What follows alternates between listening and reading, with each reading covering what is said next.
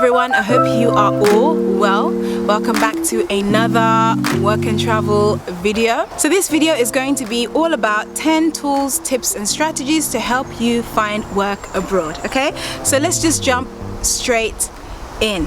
So now I know that many people would like to move abroad, but you obviously want to kind of secure your income, your job before you go. So I just thought I'd put together this video to just kind of give you a little bit of a boost, a few tips to help you get started with finding that job abroad. Okay, so I'm going to start off with tools and then move on to tips and strategies. Okay, so the first tool is Google Chrome.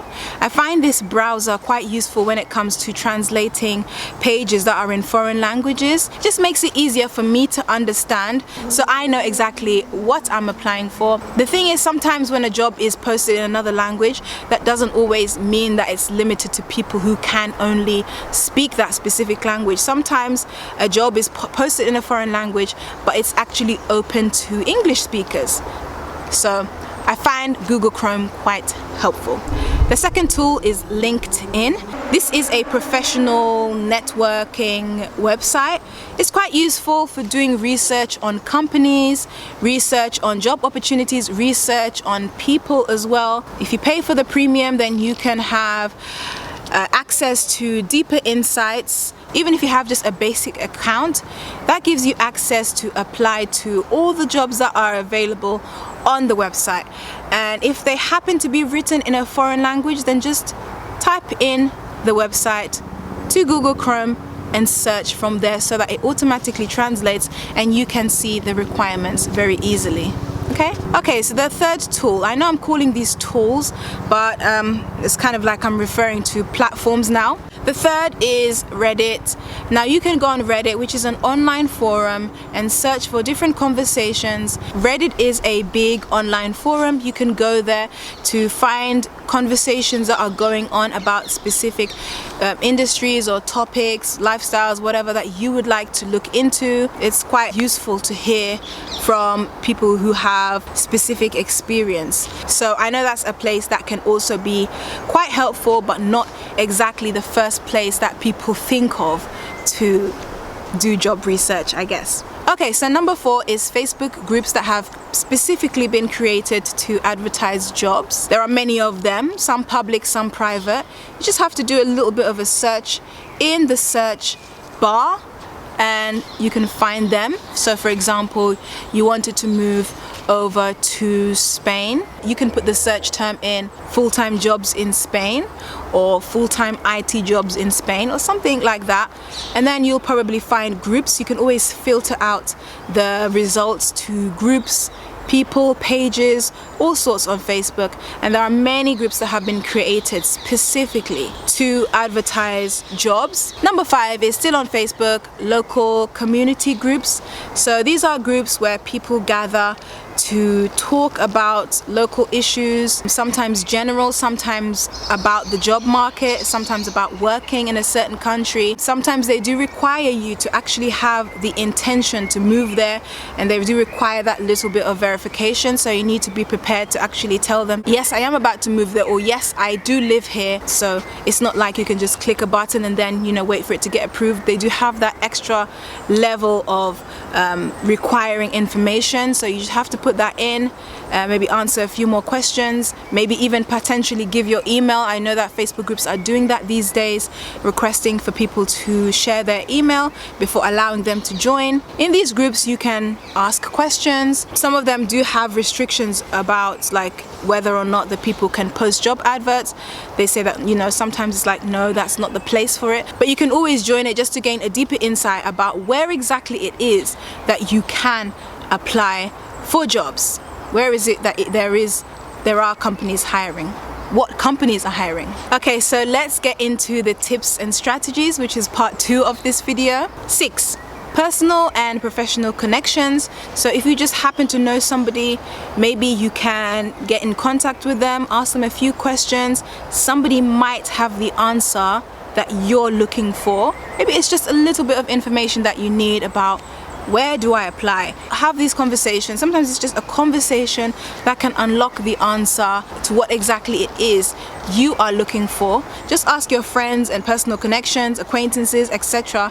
They may be able to help. Sometimes we take on these things for ourselves, not realizing that actually somebody could just give us a bit of a nudge, a little bit of help, you know. 7, you can check with your current company to see if there is a way of you being transferred over to another site. Maybe they have another office in another country, and maybe you're working for a big multinational company and they have offices elsewhere and they are open to sending you over there. Ask them. That could be an option. Just check. If they can't transfer you, you can also ask about the potential of being able to work remotely. That's another thing to look into. 8, you can start your own company abroad. This is more so if you already have a business going, but you kind of want to localize it to that place that you'll be going to, and it would be helpful for tax, national insurance, or social security reasons, and just kind of accessing medical care and stuff like that. And you see yourself there maybe long term, or it's just more beneficial for you to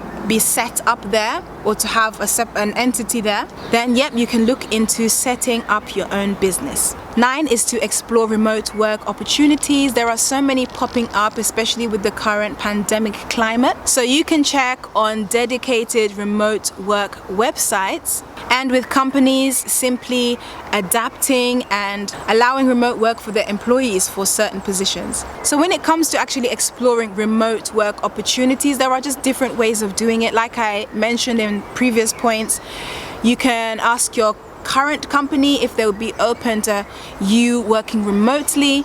You can specifically go on websites that only post remote jobs. You can search for remote jobs in the search engine on job websites such as LinkedIn, Indeed, Reed, and all that. There you can always put in the job title that you want, and then of course the term remote, the word remote next to it, and see what comes up, and then you know that okay, this is a remote job. You just have to be careful that they're not kind of like, oh, remote, and then eventually we'll transfer back into the office. And when it comes to these remote working specific dedicated websites, just make sure that you're able to sort out your tax, insurance, and all the other legalities, paperwork, and stuff that are quite important. It does help to be with a company that's based in the country that you are from, so that everything is kind of streamlined.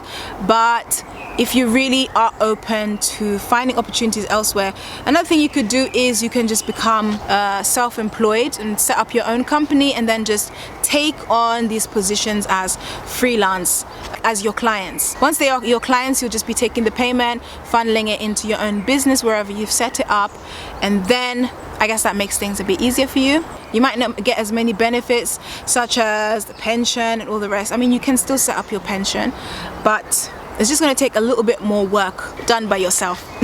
Number 10 is to be on the ground first and search once you are there, but be prepared for that transition period, such as not having your ideal job, having to learn the language first, going through a learning curve, however big or small, but just having that patience and that resilience to be able to go through that learning curve in order to push through and actually get exactly what you want. So yeah, being on the ground first can allow you different opportunities, such as speaking with people face to face rather than searching online looking for people. You actually just get to meet them face to face, have these conversations, do your research, learn about the culture, learn the language, and just integrate. Have that process to integrate in order to gauge what exactly are my chances here, what exactly are the opportunities here. Can I network? Can I find out more about the processes? Can I see exactly where there is a need, where there is possibly an opportunity where I can slot in, where I can find my way, where I can find my own path. This works great if you have a long-term goal in mind, and perhaps you don't exactly have those high-level qualifications that maybe specific jobs would want, or you don't have the language skills. That is how you miss the mark sometimes. Sometimes it's just that you don't know people, and so you you don't really have access, you know. So that's another thing to consider, just being able to embrace that learning curve, that integration period, which will actually make you smarter, give you more insight, and potentially expose you to the gaps in the market which you could potentially fill if you are keen to be an entrepreneur and maybe start something of your own, and you are open to the opportunities that life might present. Okay, so thank you so much for watching this video. Please do give it a like if you have liked it. Please do subscribe if you're not already subscribed, as well as turn on your notifications so you know exactly when I've uploaded a video. And do please head over to follow me on Instagram, and I will see you in my next video. Bye. Maybe it's a specific job industry.